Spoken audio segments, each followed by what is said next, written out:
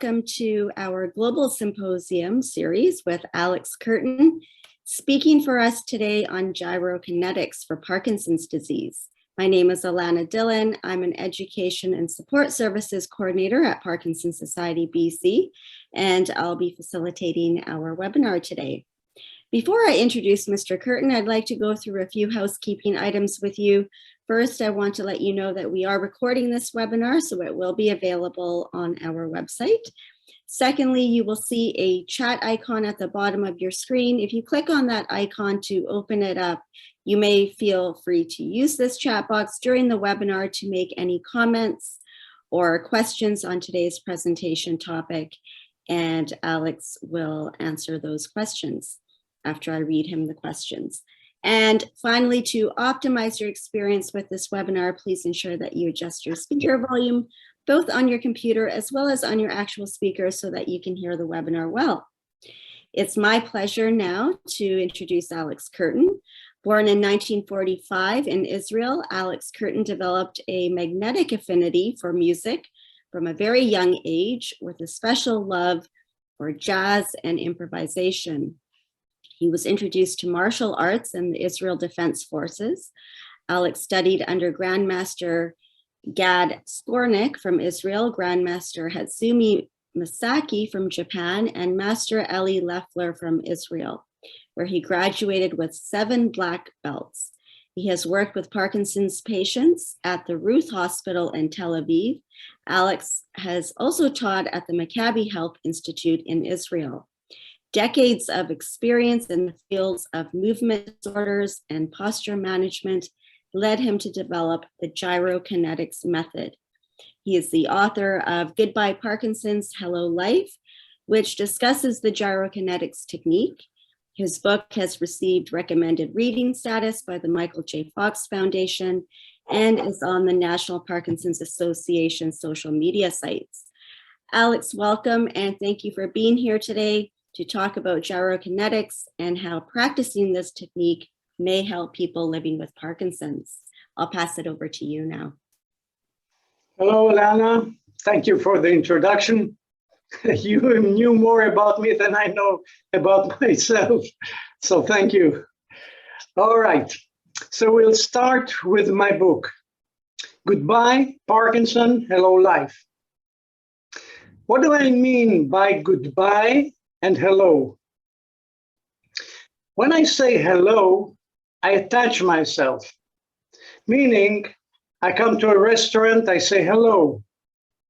I attach myself to the waiter or to whoever. If I enter a cab or I go to a boutique, a shop, or I go to work, I say hello. Hello means I attach myself to.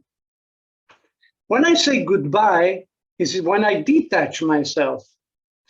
Just the thought of saying goodbye to the waiter, goodbye to a taxi driver, goodbye in my work, goodbye to my family, I detach myself. Meaning, if you're aware to the meaning of the word hello, and you see that it brings you somewhere that is good for you, and you say hello, means I want to be there, hello. And when you feel that there's something you don't want, you say goodbye. It has already a physiologic effect on your behavior patterns. So I called it Hello Life, Goodbye Parkinson. Or in order to say hello life, I have to say goodbye first to Parkinson and weaken Parkinson so that life will be stronger. So before I will continue, I would like to say, what is actually life? When I ask my clients all over the world, what is life? They give me philosophic answers. But life actually is based on 4 principles. 1, movement. Without movement, you don't have life. In your heart, in your brain, in your body, in your expression, it's movement. What kind of movement? Synchronized movement is called rhythm. meaning life is movement and rhythm. Other than life is movement and rhythm, life is expression. You express yourself, you express your feelings, you express your spirit. It's expression, body language. And the most important, it's energy. So life is movement, rhythm, expression, energy. And how do you get there? The basics, the first thing you have to know is awareness. You have to be aware to your movement, to the rhythm of your movement, to your expression, and to your energy. Now I will say something that sounds a bit unclear, but I've been speaking with many doctors and I asked them the same question and they all gave me the same answer. I said, actually, what's another word for energy? And I got all kinds of answers. Then I said, actually, energy is dopamine, adrenaline, dopamine, a stimulator. And you know, I got the same answer from most of the leading doctors I'm working with. Yeah, you're right. So if I'm aware to my movement, my rhythm, my expression, and my energy, subconsciously, I build a way that my body knows how to react and bring myself and lead myself there. I lead myself through awareness. So if I said, what is life? We said movement, rhythm, expression, energy. So what is Parkinson's? Movement, limited, untuned, rhythm, arrhythmic, rhythmic, expression, frozen, energy, low. So if I'm aware to that, and I know how to lead myself to have a big movement inventory, and I'm aware to the way I speak and the way I move, I hear with my ears, I hear the rhythm, all of a sudden something happens in my expression and my energy rises. So when my energy rises, somehow I have more dopamine and I can do things better. So it's a matter of awareness. And through awareness, I can lead myself to have a better movement inventory. I use free dancing in order to have a better movement inventory. And by free dancing, you do automatic movements that are actually body language movements. And they stimulate your nervous system to bring yourself a better movement inventory. And if you're aware to the rhythm, you hear the way you speak rhythmically. People with Parkinson don't listen. But if they listen and they speak rhythmically and they work on it, all of a sudden you see that something happens. And that something brings about your expression. Meaning I'm adding body language to the rhythm and I'm expressing myself. And then something very interesting happens in your ears and in your eyes. You hear that you're more energetic.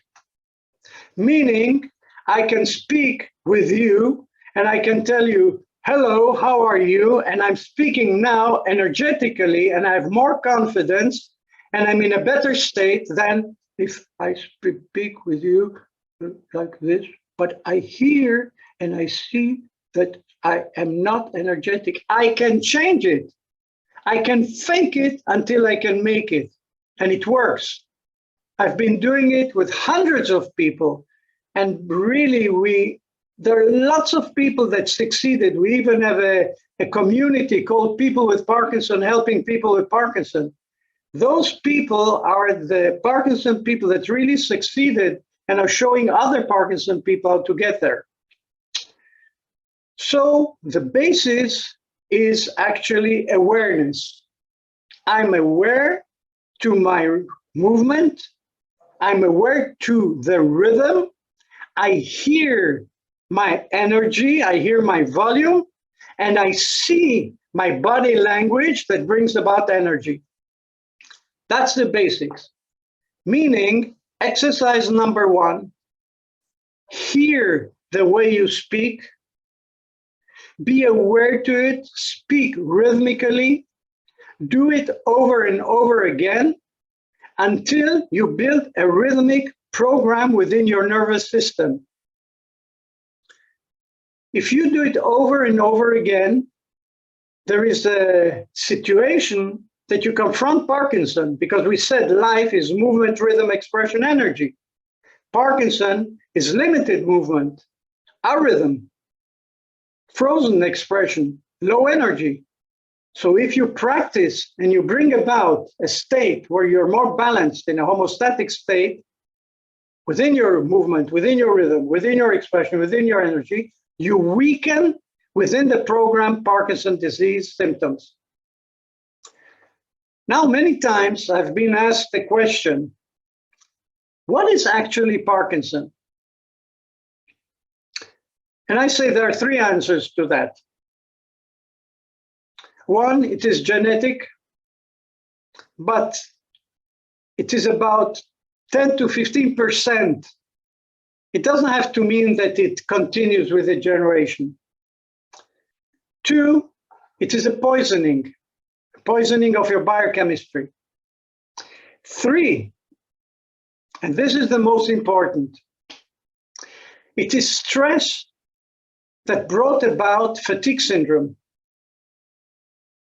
And in fatigue syndrome, there are many chronic diseases like migraine, asthma, fibromyalgia,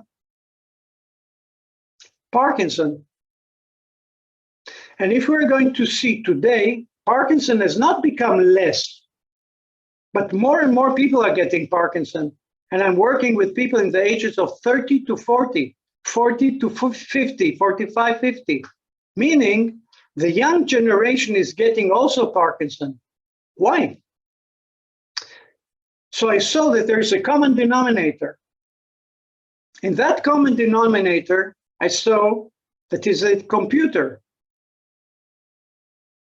meaning the startup, the amount of stress, becoming chronically stressful, entering a state of fatigue syndrome within your nervous system, bringing about a low neural threshold. And this is one of the reasons that I've been speaking about for many years all over the world, with doctors, in conferences, that in most cases, Parkinson is a disease that began with fatigue syndrome. So if you only give medication to Parkinson, and at the beginning, the medication supports the pharmacology of the person, with time, the medication becomes weaker. They give more medication, but what happens? You get side effects. So you start to get uncontrolled movements. And then after the side effect, you get another medication to lower the side effects. And in many cases, you get hallucinations. And all of a sudden, you don't control your body movements with posture, balance, etc., etc. So I've been asking and I've been experiencing, does medication really solve the disease? And most neurologists, other than the younger neurologists, they gave me the same answer. It's a progressive disease. You must take medication, and it will always progress. I say it doesn't have to be.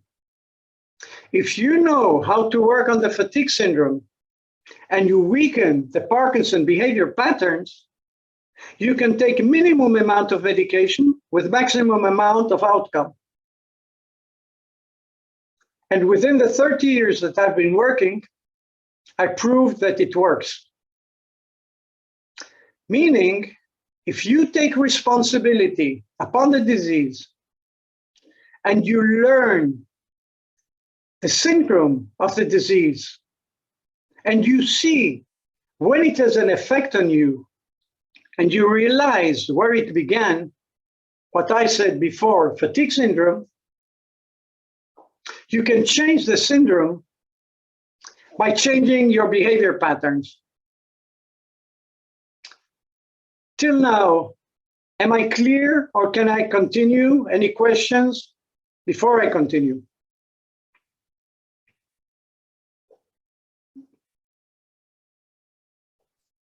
Okay. I don't see any questions, Alex. I see a comment. I am reading your book and really enjoying it. I was diagnosed with Parkinson's in 2020. I have studied martial arts since 1968 and still have a dojo. After I practice kata, I feel so much better. And another person has said, yes, you're very clear. I have a question for you.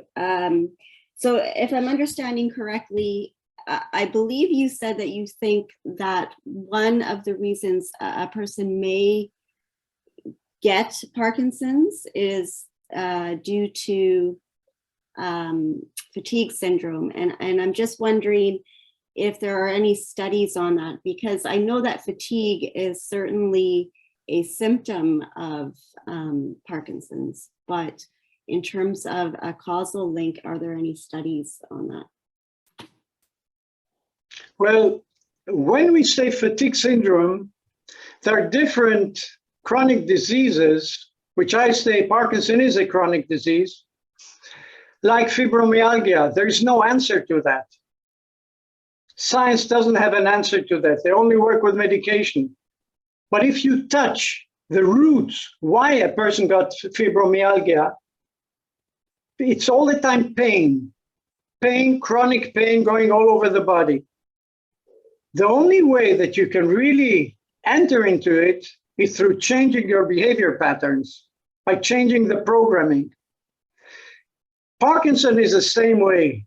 In most cases, Parkinson is a state where the nervous system has come to such a state that the neural threshold has become so low because of fatigue that the disease is very characteristic to the situation. What is Parkinson? Pain, losing balance, weak legs.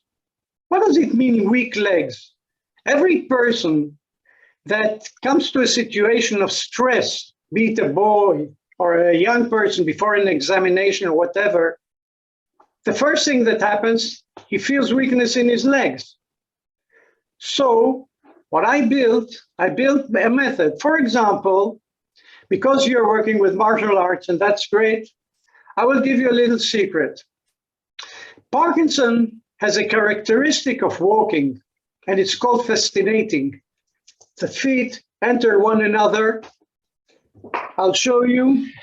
The buttocks go back, the head goes forward, and they walk like this.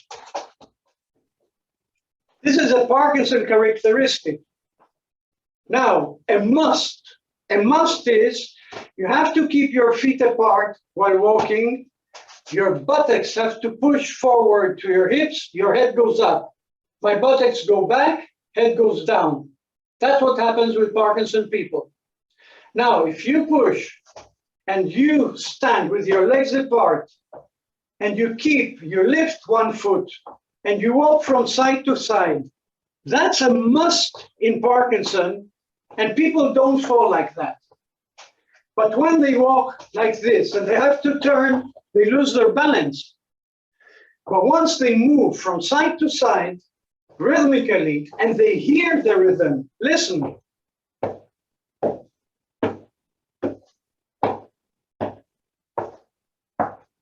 They will not fall.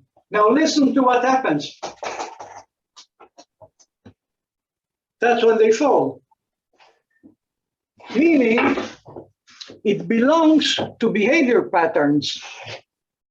And once you practice it, I gave you 2 exercises. First of all, practice speaking rhythmically, hearing your volume, and adding body language. 2, if you want to be balanced, you must build a triangle. Foot, foot, buttocks, and they keep you as a basis. Am I clear? I have a few questions here for you if you'd like to answer them now. You mentioned that you'd like to have them answered as you go along. Would you like me to read them, Alex? I saw something, I saw a question, but it disappeared. Do you want to ask me or do you want to put it again so that I can see it? Yeah, I can read all of the questions. So Okay. There are a few people asking, what is free dancing? Good. That's a beautiful question, because free dancing is not dancing cha-cha or dancing waltz or dancing tango. Free dancing is expressive dancing, dancing the dance of life. Meaning you put music. Oh, before I will answer that, I'll say something else so that it will be clearer. We said that life is movement, rhythm, expression, energy. We said that Parkinson is limited out of tune movement, arrhythmic, expression frozen, energy low. What is music? Because I don't see the people, and I asked the question, so I'm going to ask the question and answer it myself. Music is movement. Music is rhythm. Music is expression. Music is energy. Music is medication. You put music, you enter into the music, and you behave. You make your own choreography. You dance free dancing. I will show you what I mean. I hope that the music will sound well. And once you do that, you build a bigger movement inventory, which gives you combinations that you will never use in your daily life. Meaning you need a smaller, much smaller movement inventory in your daily life in order to walk forward, in order to enter an elevator, even in order to dress, even in order to get up or to go around. When you free dance, you make all these combinations and you rewire them within your nervous system. I will show you what I mean by music, and I hope that it won't be distorted. Let's try it.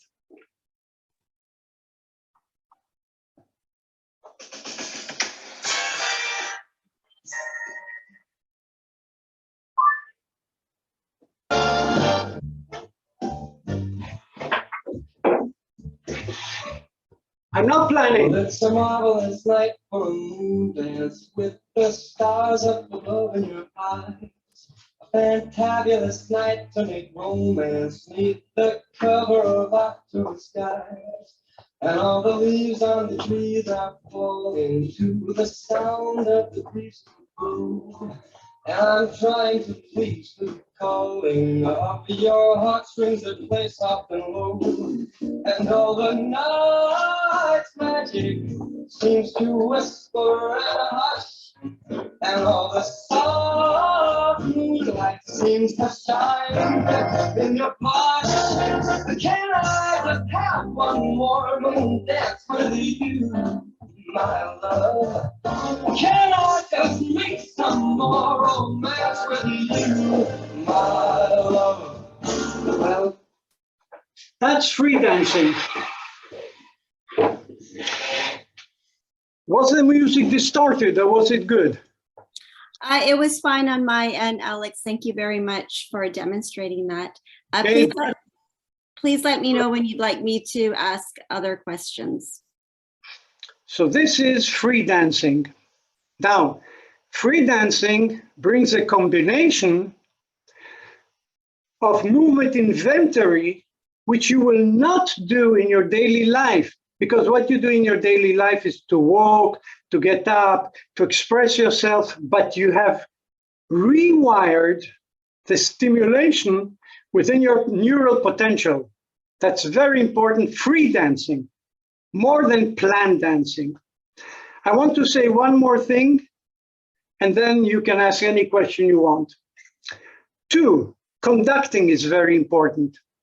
You don't have to know how to conduct. You have to conduct with your body language. Meaning, once you conduct with your body language and your face, your expression, your movement inventory is working well, it becomes automatic. While Parkinson, you're trying to hide tremors, you're trying to hide, you're ashamed, you feel uncomfortable. So what happens? You don't want to show, and you show. So the more you don't want to show, the more you show. Now, one more thing. A healthy way of fibers, muscular fibers, work like this. Parkinson fibers work like this. They're stuck and the muscles are pulling, meaning you have all kinds of uncontrolled movements. But once you dance and you understand, how can it be easier? How can it be lighter?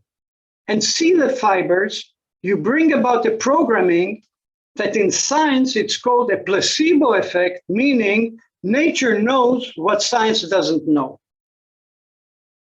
Would you like me to demonstrate what I mean by conducting, or is it clear? I think it would be great if you could demonstrate. I think our attendees would love to see that. Okay, so I'm going to demonstrate conducting in 2 ways. Sitting down, which you can do it, any person can do it at home.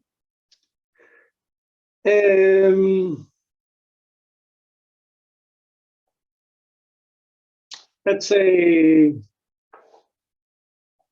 okay. Someone I'm gonna. from across the sea. Linger there, touch your hair and walk with me.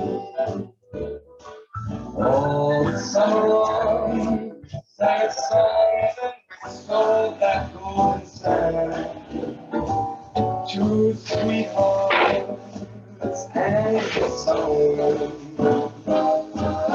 Lightning and kites, those days and nights went flying by. The world was blue beneath the blue umbrella sky. And softer than a fighting one day it called. So that's conducting. You can do it sitting, you can do it standing, and it stimulates your nervous response, meaning physiology of behavior. And physiology of behavior belongs to the placebo effect of nature, meaning you can do it. Go ahead, questions, please. Sure, I had a comment before I read the questions. So when you were dancing and you were mouthing the words and smiling, you know, that reminds me of a science experiment once. They call it the pencil experiment, where you place a pencil between your teeth and your mouth forms into a smile, essentially. And so they say that if you keep doing that, eventually you will feel good, because physiologically you were doing that movement of smiling. And what follows is the feeling of feeling good when a person naturally smiles and they have that dopamine release.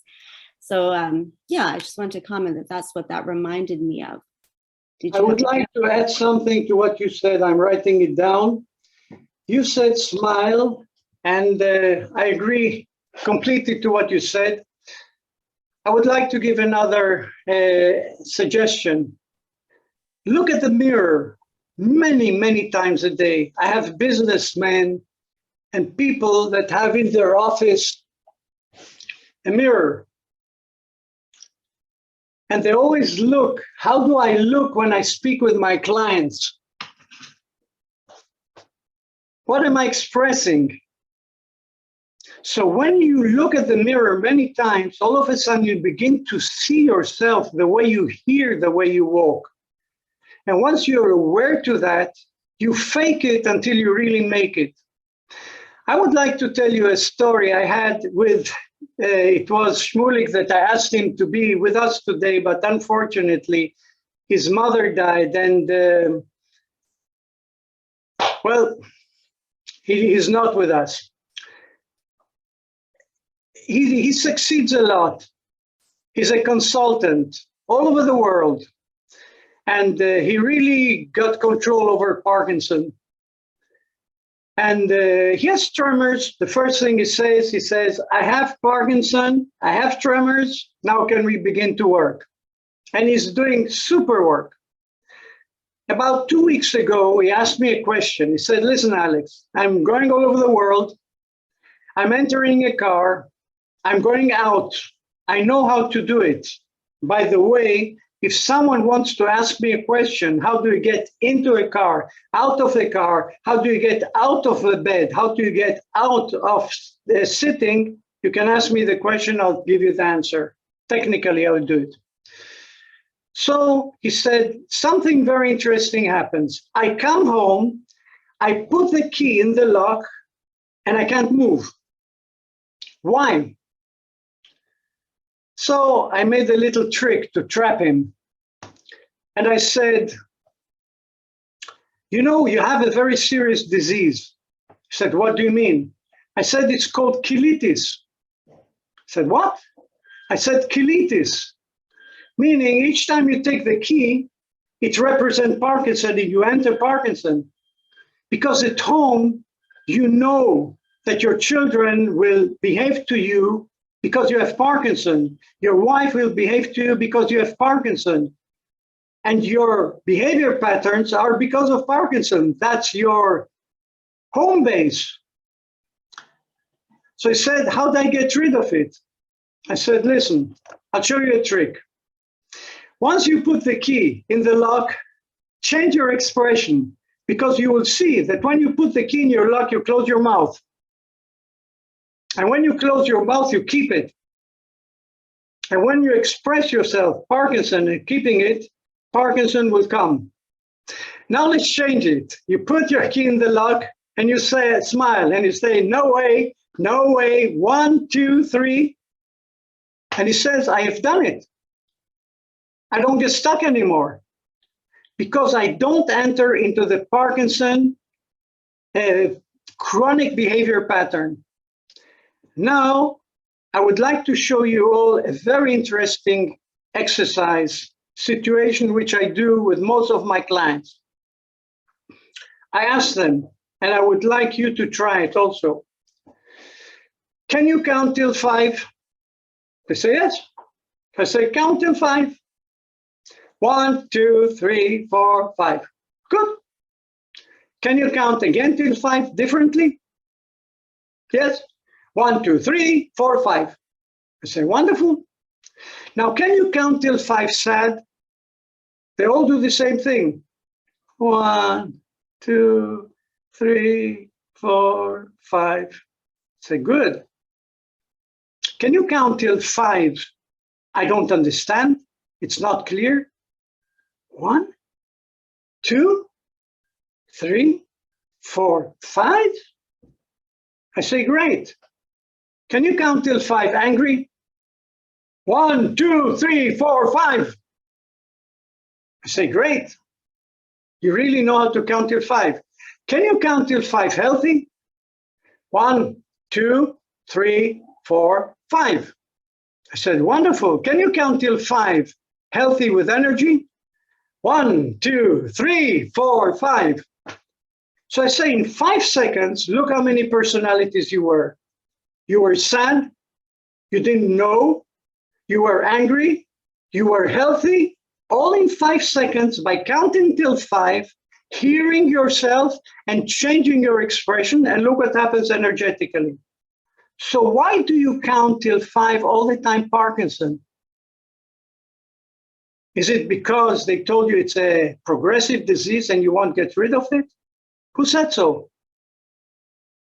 If you brainwash yourself over and over again, Parkinson might remain in the side. It'll be there. 15%, 20%, but you won't enter into it. You get out of it, meaning goodbye, Parkinson, goodbye, Parkinson. Hello, life. Yeah, hello, life. If you do it over and over again, and you get that facial expression, and you look in the mirror, a miracle happens. Yeah. Go ahead. Okay, so I'll read some other questions here. I don't see how all Parkinson's is a fatigue syndrome. Is that a consensus among researchers? Maureen is asking that. Look, researchers research. If you ask a tree, he will say, why are you researching so much? If I have to rehabilitate myself, I know how to rehabilitate myself. If you ask a fish, he knows how to rehabilitate itself. He also. And if you ask a bird, he knows also how to rehabilitate himself, and he knows what is right in life. Meaning, there is an effect called the placebo effect within science that scientists say, you will do it the phone way, you'll do it the computer way, you'll do it with the medication way. I don't say that medication is not good, but from all my years and all my experience in the States and in Europe and everywhere, I ask the same question. Did you succeed with medication? Or did it just help and then side effects began? What happens with those people that really took the responsibility, like that lady with martial arts, and she really entered into it, and all of a sudden their programming becomes that, and her pharmacology becomes that way, and her energy is high, and if she knows how to keep it by saying, yes, I keep it, hello, I keep it, there is the greatest success. Meaning, proportionally, in the world, most people go to medication, but they don't succeed, unfortunately. Unfortunately.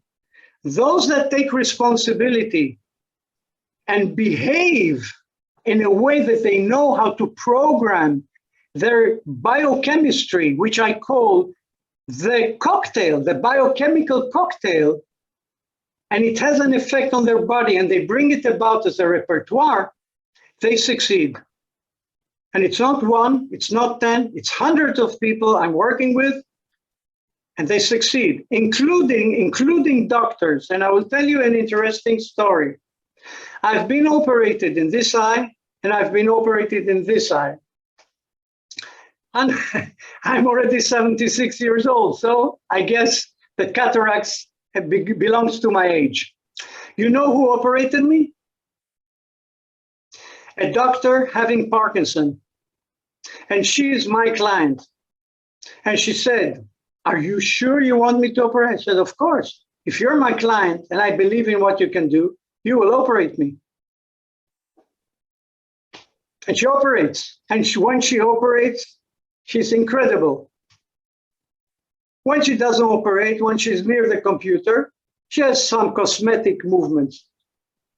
Meaning, the placebo effect is really something that we don't know how the body knows. Go ahead, next question. Thanks, Alex. What is demotivation? Kerten is asking that. Hope I'm pronouncing your name correctly. I saw a question and I heard something else. I said, have you got any answer to pain? And then there was another question. So what do you mean? What you asked or what someone wrote? Would you please? I'm reading a question that somebody has written. Okay. And they're asking what, you mentioned demotivation, I think that's why they're asking, and they're asking, what does demotivation mean? Demotivation and motivation. It's a very interesting question. Motivation means, hello, goodbye. I'm not going to be there anymore, and I'm going to change my behavior patterns.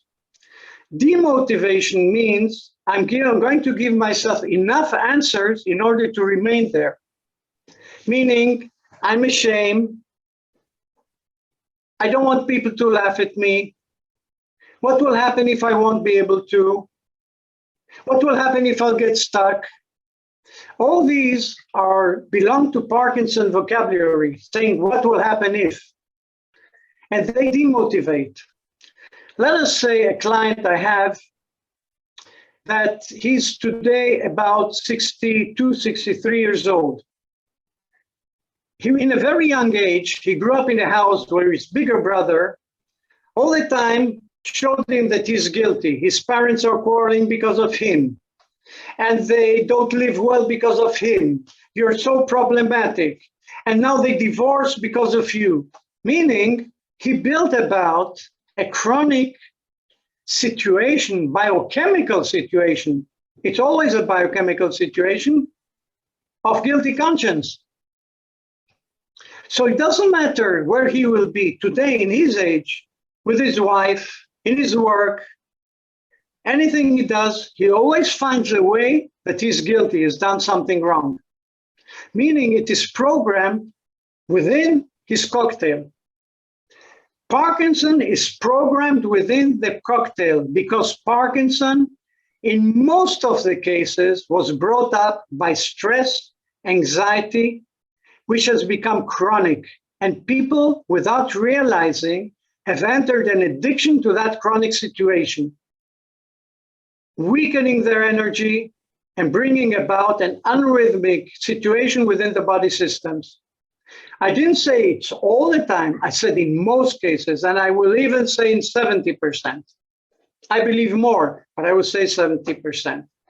So when you motivate yourself, you say, I'm going to find a way out, and you find that small way out, and you brainwash yourself by looking at the mirror, by practicing, by saying, yes, I'm doing it. Yes, I succeed, slowly by slowly. Demotivation means, anyway, it's a lost case. I can't do it. It's hard to do. Of course, it's hard to do. Learn to say goodbye to what is hard to do and hello to try to make it easier. And then it starts to work. That's the miracle. Thanks, Alex. And that actually ties into our next question. Can you, in your experience with working with Parkinson's patients, can you stay or reverse Parkinson's if you can control stress? Chris is asking that. Look, you saw that in 5 seconds, I changed my show. If I'm going to count to 5 Parkinson, it'll be 1, 2, 3, 4, 5. Of course, I'm exaggerating. But if I'm going to say, no way, now let's count energetically, easier, lighter 5, 1, 2, 3, 4, 5. It means I can do it. If I can do it, I have to bring it to become my home base. I have to brainwash myself. I have to do it over and over again, slowly by slowly, until it becomes part of my habitual behavior patterns, equals identity, and with time, I become addicted to feeling good. I'll tell you something about myself, and I've been telling it to many people, and in the beginning they laughed, but then they started to understand. I went through a lot in life. In Israel, the time I grew up, wars, being a soldier, etc., etc., etc. I've been also wounded many times, and I got out of it. Well, the doctors operated me and said, you'll be very limited. Till today, I'm still teaching martial arts, by the way, only black belts. So what I'm trying to tell you, I'm going to say a little sentence that maybe will also be good for you. I don't feel good when I don't feel good. And whenever I don't feel good, I don't feel good. So what happens? Automatically, I do something to feel good. Let us say, if I wore another shirt, and I see myself now in the camera, and I see that the shirt, the color, and this, what I'm wearing, I don't feel good with it, I'm going to change it. I'm not going to remain there. Meaning, within my programming, I will always find a way to feel good. In my age, 77, if I get up, No way, I won't feel good. I'll get up. 1, 2, 3. I'll look for the energy and then I'll continue. Meaning I'm programmed. One more thing I'd like to say is the Parkinson instinct. The Parkinson instinct is to close your mouth and stop breathing when something is hard. Meaning if I have to get up or I have to point to the ceiling, Parkinson people do it like this. But if I'm going to breathe out, it will become like this.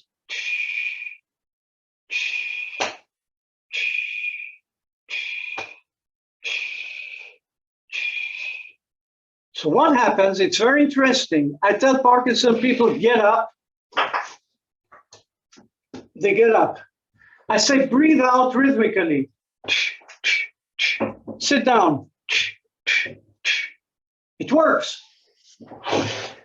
If I tell them to dress, put on their shoes, breathing out rhythmically, it works. Now I'm going to tell you something interesting. People with Parkinson cannot write because their writing becomes so small.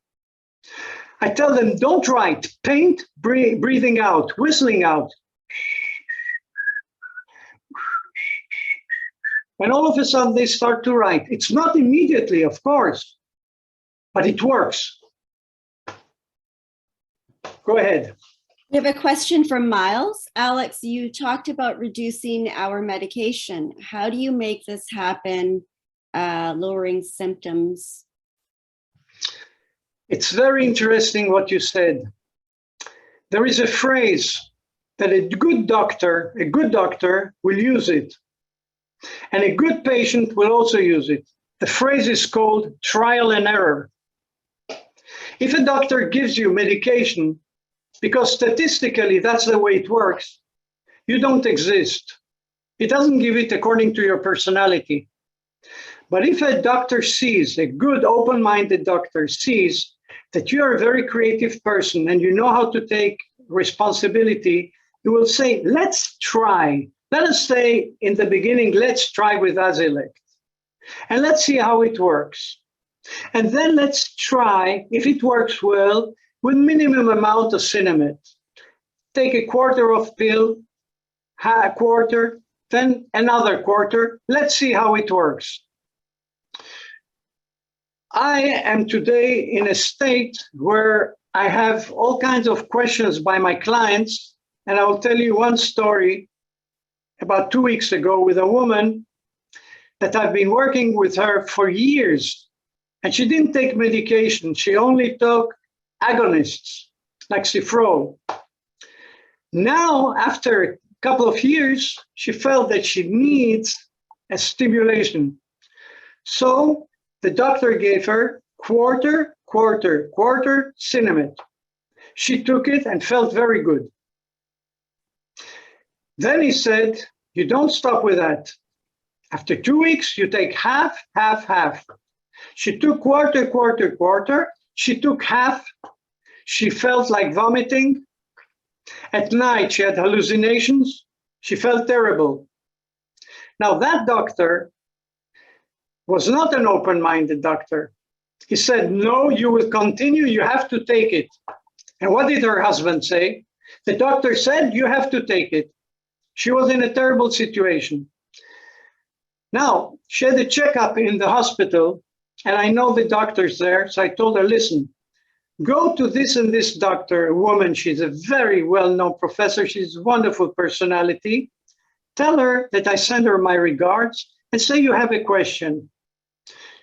When she went to the hospital, she met, luckily, that professor, and she said, your comrade gave me quarter. I felt good. But now I'm taking half, and I feel terrible. So she said, why do you take half? Take quarter. Continue feeling good. As long as you feel good, continue. You don't have to take more. So see, it's all a matter which doctor says what, and if he's open-minded or very conservative. Unfortunately, that's the story. What happens with time?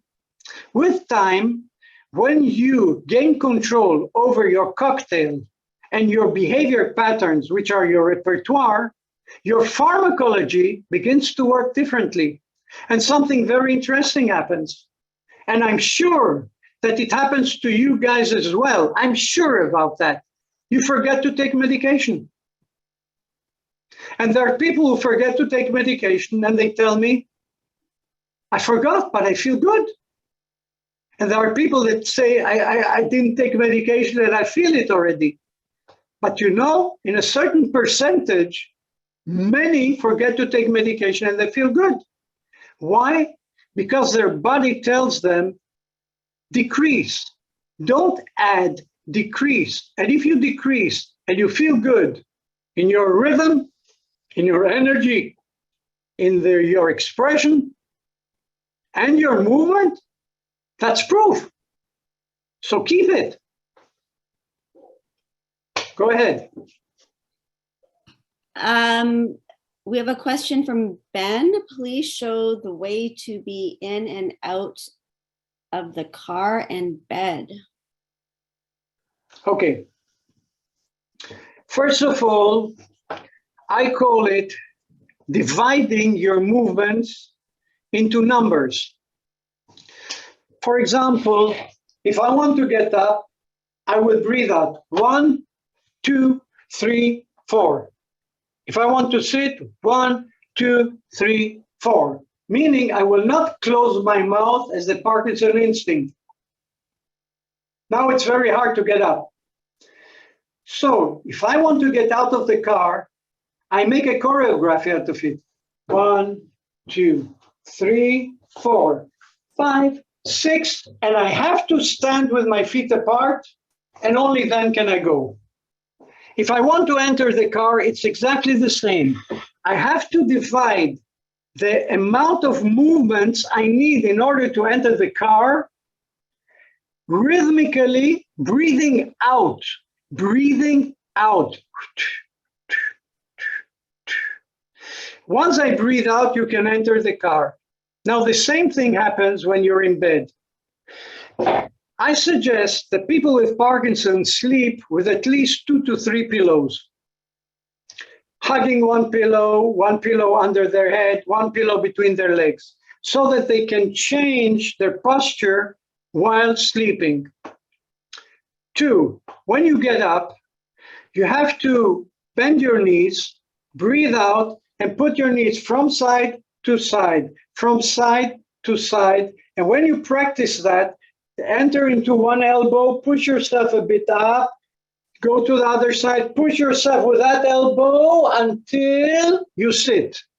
You sit, now start to count out the movements you need. You get up, you have to have your feet apart. It's a must. You do it, you move from side to side, and you go. Whoever does it, automatically, it takes time. Whoever does it and it becomes part of it, it's incredible. I've seen people do things that I didn't believe it myself. I hope I gave you an answer. Do you have any activities that will help overcome pain? Randall is asking that question. First of all, I don't know what that word means. What is pain?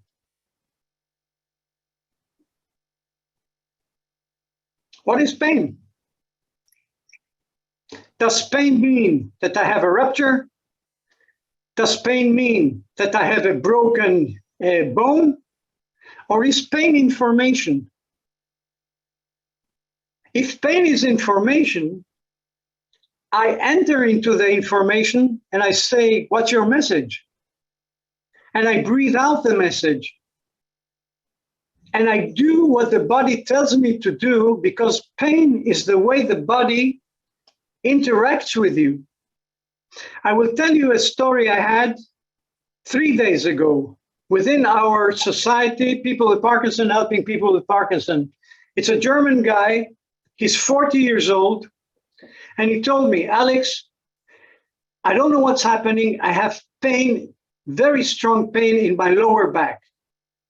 I said, it's an information, but there's a possibility that your vertebrae have inflated and they are, how do you say, pressing your nerve. So that's a possibility. But I'm looking at your eyes and you're telling me a story, and pain is an information. But let's make a little exercise. It was incredible. I said, listen, when did you pee lately? So I said, what do you mean? I said, when did you pee lately? I said, an hour and a half, 2 hours ago. I said, good. Go to the toilet, pee, and in the way you breathe out, pee out your pain from your lower back. Simply feel the way you're peeing, you're also peeing out your pain in your lower back. He came back and I asked him, how do you feel? He said, strange. Something happened. It's not the same. I said, the way you felt you're peeing out the pain, breathe it out as if you're peeing out, like this.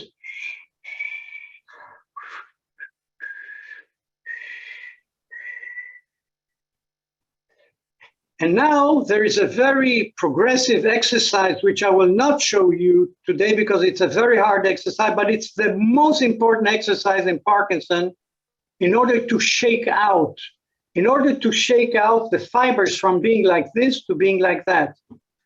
I told him, now, keep your feet apart and start to shake through your feet and feel it in your thighs, feel it in your buttocks, feel it in your abdomen, feel how it goes to your shoulders and your hands, and now enter the pain and shake it out.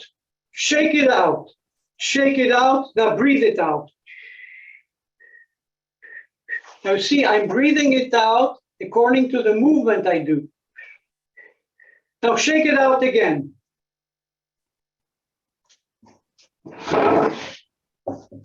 I said, how much percent did you get rid of the pain? He said, maybe I have 20% pain. I said, you see, you can piss it out, or you can breathe it out, or you can shake it out, because it's information. I hope I gave you an answer. Somebody has a question here, Cherry. I kind of have to piece it together. I hope I'm asking it correctly. I think she is asking, what is the recipe for the frequency of free dance, and what should the duration be? Beautiful question. Beautiful question. I will give you an answer. How many times a day do you feel that you have to drink? You drink and you feel good. You eat, you feel good. When you take medication 3-4 times a day and you wait for the effect. Free dancing is like taking medication. 1 song, 2 songs, 3 songs, and saying, I got it. I got it. I will keep it. Now, to keep that feeling when you walk to your kitchen, when you walk out in the street, the way you danced, meaning, if I'm walking in the street, I will not walk Parkinson. I will walk the way I danced. My hands have to go forward, and my feet, it's as if I'm going on a step all the time. And the way I was dancing, I have to do it in my daily life so that it becomes part of me. Now, this is what I call music medication. But if you want really to practice, you know, it's like in martial arts. A good master, he will practice half an hour, 40 minutes, not more. Because if what he does in 30, 40 minutes has to settle down, and it's the real thing. But if you tire yourself, you forget the basics. So if you practice, let us say, ping pong, or you practice free dancing, and you do it to enjoy yourself, and let's say you practice in a gym for about 30, 40 minutes, and you take that time and bring it into your daily behavior patterns, it has a much bigger effect than if you're overtrained And that's one of the mistakes people with Parkinson do. They do, and they do, and they do, and they do. And what happens? Instead of going home with energy, they return to Parkinson because they're fatigued. It's always being fatigued. Go ahead. I'm not sure if you can comment on this, but how does one improve urinary urgency? I'll give you an answer, but there's no answer to that because I asked a couple of my doctors and I said, why, when a person is going to the toilet between 6 to 7 times a night, and I tell him, why don't you take Advil and see how it works? You know what?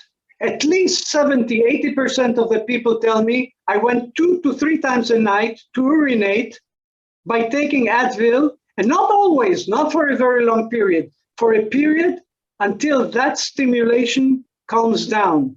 I asked a couple of my friend doctors, colleagues, and I said, why? I don't know why. I said, why?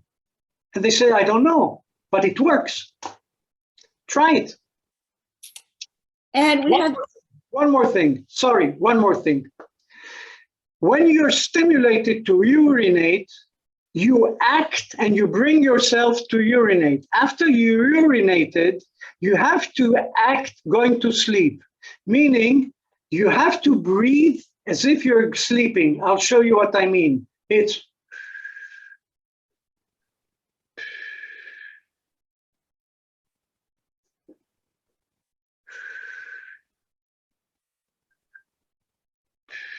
meaning I went out of the programming of urinating and I brought in a programming of going to sleep by decreasing my brain waves and by breathing what we call Buddha belly, breathing into my belly and not breathing from my diaphragm to my throat, which brings about stress, but calming myself through breathing and keeping the pillow, hugging it. It works. We have another, I should mention that we are at 12:32. Are you okay to go over a few more minutes, Alex, just for A few these? more minutes, I'll be happy. Sure, okay. We have a question.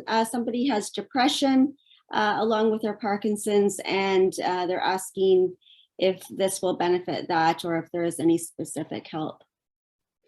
Well, there are different situations of depression. There are situations where you have to take an antidepressant, but there's a problem. Antidepressant depresses, and Parkinson medication, they increase. So there is a kind of a complex between them, opposition. But sometimes you have to take a medication to calm yourself. It can also be all kinds of roots or in a natural pharmacy. You don't have to take Cipralex or an antidepressant. But let us say you take it for a certain period. That's the time, is the right momentum to work on it so that you change your cocktail of depression to a cocktail of feeling balanced. Depression means stress plus plus. When you take down the stress, or if you continue with the stress, it becomes addictive stress. And the body gives you an answer through depression saying, enough, enough. Now, once you understand that through breathing, you breathe antidepressant and your eyes show antidepressant and your voice sounds antidepressant, you're doing something opposite to the depression behavior patterns. It takes time, but you know what? Most people succeed, and they even lower their depressive medications, meaning it's how you build your biochemical cocktail and your repertoire, your daily repertoire, in order to say goodbye to depression, hello to feeling good, goodbye to Parkinson, hello to life. It works. Thanks. And Randall is just expanding on her question. she's specifically referring to pain of muscle spasms and dyskinesia. So those things limit her duration of doing activities. So she's asking if it would be helpful to practice free dancing several or many times, but in short spurts. First of all, I want to paint her situation. Her situation is that her fibers are like this, and her muscles are working like that. That's why she has pain. She has to find a way to release these fibers so they work this way. A good massage, especially let's say a Traeger massage, would be very good. Massaging yourself. What do I mean by massaging yourself? You put slow music, you open your legs, and you move from side to side, and you bring movement into every joint in your body. And you bring that movement slowly, slowly, until you release, and you release, and put one song, 2 songs, 3 songs, and once you feel better, save it, save it. Then have a good shower. Some people bath, some people can't enter a bath. Warm your skin until the capillaries come out. When the capillaries come out, the blood circulation is much better, and you have released part of your fibers. Do it over and over again. You will find out something very interesting, that you are so busy thinking about depression that you have become addicted to depression. Instead of saying, I won't be there, I'll enter life, and I'm going to build myself stage by stage until I change that programming, which has become my survival cocktail. Meaning, you feel that you're not you if you're not depressed. And what is the proper way to breathe for Parkinson's patients? Well, I'm telling you something very short, because breathing is really a technique. You see, if we speak about martial arts, if you don't breathe correctly, you will lose. Every movement, you have your breath. It's always breathing out. Now, when you breathe out, you release. What I would suggest is that people learn what is called breathing, Buddha belly breathing. When you breathe into your abdomen, the diaphragm goes down and there's a vacuum. And then all the air enters into your lungs. In Parkinson, the diaphragm is stuck. People breathe from their diaphragm to their throat, and a third of their lungs doesn't get air. It gets liquids. So you have to learn to breathe out long and to breathe in, and to feel that the abdomen is inflating. For example, when I speak, and when I need energy and I speak loud, it's my abdomen. I'm pressing with my abdomen and I have more power. It's not from here, it's from my abdomen. That's called Buddha belly breathing. It's very important because people with Parkinson breathe their diaphragm and they're stuck. They have to breathe abdomen, speak abdomen. And I'll show you one thing. It's interesting. I will breathe once and I will breathe out from my abdomen. Look how long I can breathe out by breathing in once.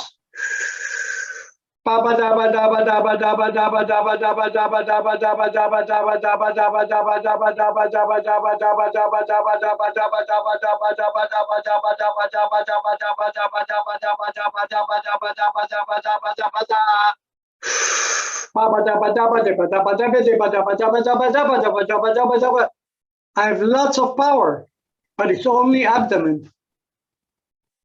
I hope I gave you an answer. Alex, so I can see, based on some of the things that you have said, that this might be different from exercise in that, you're talking about, repeatedly doing these movements that you're talking about free dancing, that one can become addicted to the emotions and the behavior patterns. For those that might need more clarification, is there a simple way of you clarifying what is the difference between doing gyrokinetics or free dancing for Parkinson's as opposed to exercise, be it something like Pilates or yoga or... What's the difference between Frank Sinatra and Elvis Presley? What's the difference between Edith Piaf and Bach? What's the difference between opera and Rachmaninoff? What's the difference? There are people that like opera, they believe in opera, and they don't like rock. So they go to the opera. And there are people that like rock, but they don't like classic music. There are people that play classic music, and that's all they do. But there are classicians that also play pop. So they're more open-minded. So it becomes all of a sudden classic pop. And all of a sudden, you even have jazz musicians coming to the Philharmonic, meaning it's all a matter of state of mind. Some like to eat Italian, some like to eat French, some like to eat Greek, some like to eat Oriental. It's all what you believe in. My method was built from experience of 30 years to Parkinson behavior patterns. It's everything that has to do with Parkinson, meaning I'm specialized in menu to have a French menu, French waiters, French music, French architecture. And when you come to my restaurant, you eat French music. That's what I did with my method for Parkinson. It's based on Parkinson. One last question, Alex. As gyrokinetics being an adjunct to medication, as you're saying, what does gyrokinetics mean? Like, what is the root meaning of this? Beautiful question. Beautiful question. Gyrokinetics was created through a problem. I tried to say that if you're not balanced, you're out of balance. Meaning everything in life is a matter of balance, whatever you do. Whatever you do, if you're balanced, you get there. If you're extreme, that's what you'll get. So I said, movement, balanced movement. So I got the answer to myself, kinetics. Kinetics is movement. So I said balanced movement, homostatic kinetics. Homostatic kinetics sounded terrible. Then I got an idea. A gyroscope keeps the balance. So I said, that's it. I will call my method Gyro-Kinetics, movement within balance. That's my answer. Wonderful, thank you. Thank you. Alex, thank you so much for a very interesting presentation on gyrokinetics. Before we leave, I just wanted to ask, do you have any links to any of these demonstrations on the movements that perhaps people could watch and follow? Or is free dancing something that someone should come up with on their own? No. If someone will be in touch with the center, Daniela will tell them where they can see things or what they can look up to. I'm not there. Daniela is actually managing the center. She does everything. I do the work. I do this kind of work. Daniela does all the rest. So if someone wants to have information, just write to the center and they'll get an answer. Perfect. Thank you so much. Thank you. And thank you everyone for attending, and thank you all for your great questions, and we will see you for the next talk in our symposium series shortly. Thanks so much. If anyone has any questions about the center and what Alex mentioned, please email me directly. I hear some of you or I see some of you asking that in the chat box. Thanks again. Thanks. All the very best. Bye-bye. Bye-bye.